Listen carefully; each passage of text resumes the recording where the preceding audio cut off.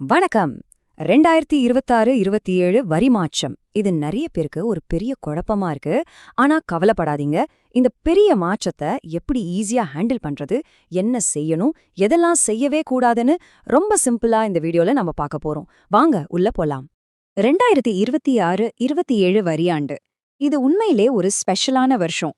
ஏன்னா ஒரே நேரத்துல ரெண்டு வேற வேற டாக்ஸ் சட்டங்கள் அமல்ல இருக்க போகுது. இப்போ கேள்வி என்னன்னா, நீங்க இதுக்கு தயாரா இருக்கீங்களா? இந்த மாற்றத்தை சரியா புரிஞ்சுக்கிட்டாதான் தேவையில்லாத அபராதங்கள்ல இருந்து நம்மள நாம காப்பாத்திக்க முடியும். சரி, இந்த மாற்றத்தை எப்படி சுலபமா புரிஞ்சுக்கிறது? நாம சில முக்கியமான விஷயங்களை பத்தி பார்க்கலாம். முதல்ல அந்த ரெண்டு வரி அமைப்புகள்னா என்ன? அடுத்து டாக்ஸ் கட்டும்போது தப்பு பண்ணாம எப்படி கரெக்டா கட்டுறது? என்னென்ன டாக்குமெண்ட்ஸ் எல்லாம் நாம சரியா வச்சுக்கணும்? அப்புறம் கவர்மெண்ட் கிட்ட இருந்து நோட்டீஸ் வந்தா என்ன பண்றது? கடைசியா நாம செய்யவே கூடாத 5 முக்கியமான தவறுகள் என்னென்னு பார்க்க போறோம். இது உங்களுக்கு ஒரு கிளியர் ரோட் மேப்பா இருக்கும். நாம முதல்ல புரிஞ்சிக்க வேண்டிய ரொம்ப ரொம்ப முக்கியமான விஷயம் இதுதான். 2026-27 நிதி ஆண்டுல கவர்மெண்டோட டாக்ஸ் போர்ட்டல்ல ஒரே நேரத்துல ரெண்டு வெவ்வேறு வரி சட்டங்கள் வேலை செய்யும். பாருங்க, எல்லா குழப்பமும் எங்கிருந்து தான் ஆரம்பிக்குது. இங்கதான் நீங்க ரொம்பவே கவனமா இருக்கணும். போர்ட்டல்ல அசெஸ்மெண்ட் இயர், அதாவது மதிப்பீட்டு ஆண்டுன்னு செலக்ட் பண்ணீங்கன்னா அது பழைய சட்டத்தை குறிக்கும். ஆனா டாக்ஸ் இயர், அதாவது வரி ஆண்டுன்னு செலக்ட் பண்ணீங்கன்னா அது புது சட்டத்தை குறிக்கும். நல்லா ஞாபகம் வச்சுக்கோங்க, இது ரெண்டுமே தனித்தனி, ரெண்டையுமே நாம கண்டிப்பா ஃபைல் பண்ணணும். இத ரொம்ப தெளிவா புரிஞ்சுக்கோங்க. நீங்க இதுல ஏதாவது ஒன்ன ஃபைல் பண்ணா போதும்னு நினைக்காதீங்க. ரெண்டையுமே ஃபைல் பண்ணணும். இது ஒரு ஆப்ஷன் இல்ல, இது நம்மளோட கடமை. ஒன்ன விட்டா கூட ரெண்டு சட்டத்திலையும் தனித்தனியா அபராதமும் வட்டியும் கட்ட வேண்டியிருக்கும். ஜாக்கிரதை. சரி, தியரி எல்லாம் போதும். இப்போ பிராக்டிக்கலா நாம என்ன செய்யணும்னு பார்க்கலாம். டாக்ஸ் கட்டும்போது எல்லாரும் செய்யக்கூடிய ஒரு சின்ன தப்பு, ஆனா அது பெரிய தலைவலியை கொண்டு வரும். அதை எப்படி தவிர்க்கிறதுன்னு பாப்போம். ஏப்ரல் 2026 இருந்து நீங்க அட்வான்ஸ் டாக்ஸ் கட்டும்போது தான் அசலான சிக்கலை ஆரம்பிக்கும். ஏன்னா நீங்க எந்த வருஷத்துக்கான டாக்ஸ் கட்டுறீங்கன்னு ரொம்ப ரொம்ப சரியா செலக்ட் பண்ணணும். சிம்பிளா சொல்றேன், கேட்டுக்கோங்க.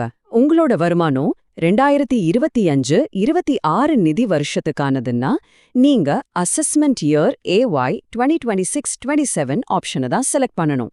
அதுவே 2026-27 நிதி வருஷத்துக்கான வருமானத்துக்கு டாக்ஸ் இயர் TY 2026-27 ஆப்ஷனை செலக்ட் பண்ணணும். இந்த ஒரு சின்ன கவனம் உங்க பணம் தப்பான அக்கவுண்ட்டுக்கு போறதை தடுக்கும். பாருங்க, ஒரே ஒரு தப்பான கிளிக் பெரிய தலைவலிய கொண்டு வந்துரும். உங்க பணம் தப்பான கணக்குக்கு போயிடும். உங்களுக்கு வர வேண்டிய ரீஃபண்ட் மாசக்கணக்குல லேட் ஆகும். தேவையில்லாம நோட்டீஸ் வரும். அதே மாதிரி உங்க TDS டீடைல்ஸ்லயும் சரியான வருஷம் இருக்கான்னு ஒரு தடவைக்கு 2 தடவை செக் பண்ணிக்கோங்க. இது ரொம்ப முக்கியம். இந்த ரெண்டு டாக்ஸ் சிஸ்டம் இருக்கிற வருஷத்துல குழப்பத்தை தவிர்க்க ஒரே ஒரு வழிதான் இருக்கு. அது நம்மளோட ரெக்கார்ட்ஸ பக்காவா மெயின்டைன் பண்றது. என்னென்ன டாக்குமெண்ட்ஸ் முக்கியம்னு இப்ப பார்க்கலாம். இதோ உங்க செக்லிஸ்ட். முதல்ல 2025-26 வருமானம் செலவு தனியா, 2026-27 வருமானம் செலவு தனியா 2 ஃபைல்ல பிரிச்சு வச்சிடுங்க. TDS சர்டிஃபிகேட்டையும் அதே மாதிரி பிரிங்க. நீங்க கட்டின அட்வான்ஸ் டாக்ஸ் சலான்ல AY அல்லது TY கரெக்டா இருக்கான்னு செக் பண்ணுங்க. முக்கியமா பழைய சட்ட செக்ஷனுக்கும் புது சட்ட செக்ஷனுக்கும் ஒரு மேப்பிங் ஷீட் மாதிரி நீங்களே ஒன்னு ரெடி பண்ணி வச்சுக்கிட்டீங்கன்னா அது பின்னாடி ரொம்ப யூஸ்ஃபுல்லா இருக்கும். கேட்கறதுக்கே கொஞ்சம் காம்ப்ளெக்ஸா இருக்கு இல்லையா? கவலைப்படாதீங்க.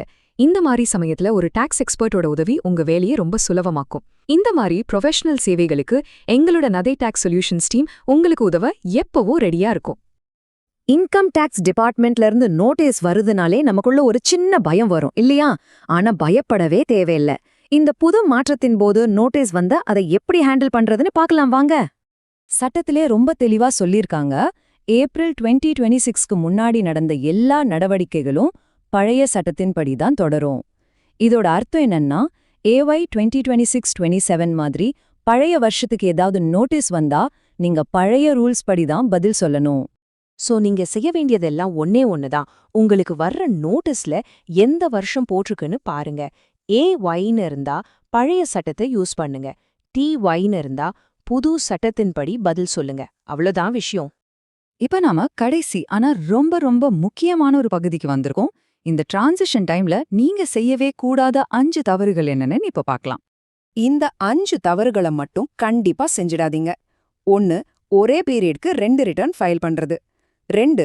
டாக்ஸ் சலான்ல தப்பான வருஷத்தை செலக்ட் பண்றது. 3. டியூ டேட்டை மிஸ் பண்றது. அப்படி பண்ணா உங்க லாஸ அடுத்த வருஷத்துக்கு எடுத்துட்டு போற உரிமையை நீங்க இழந்துடுவீங்க. 4 பழைய கணக்குக்கு, அதாவது AY 2026-27க்கு புது ஃபார்ம்ஸை யூஸ் பண்றது. கடைசியா 5வது கடைசி நிமிஷத்துல ஃபைல் பண்றது. ஏன்னா போர்ட்டல்ல டெக்னிக்கல் பிரச்சனை வர நிறைய வாய்ப்பு இருக்கு. இந்த முழு விளக்கத்தோட ஒரே ஒரு முக்கியமான பாயிண்ட் இதுதான். பழைய சட்டம்னா அசெஸ்மெண்ட் இயர், அதாவது AY. புது சட்டம்னா டாக்ஸ் இயர், அதாவது TY. இந்த ஒரு விஷயத்தை நீங்க மனசுல வச்சுக்கிட்டாலே பாதி குழப்பம் தீர்ந்துடும்.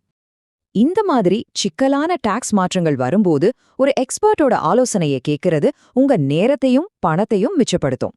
இத ஒரு செலவா பார்க்காம உங்க பிசினஸ்க்கான ஒரு முதலீடா பாருங்க. உங்க டாக்ஸ் சம்பந்தமான எந்த ஒரு தேவைக்கும் எங்களோட நதி டாக்ஸ் சொல்யூஷன்ஸ் டீம் உதவ ரெடியா இருக்கோம். உங்களுக்கு எந்த சந்தேகம் இருந்தாலும் தயங்காம கூப்பிடுங்க. இந்த முக்கியமான தகவல்களை பொறுமையா கேட்டதுக்கு ரொம்ப நன்றி. நம்பிக்கையோட இந்த மாற்றத்தை எதிர்கொள்ளுங்க. வணக்கம்.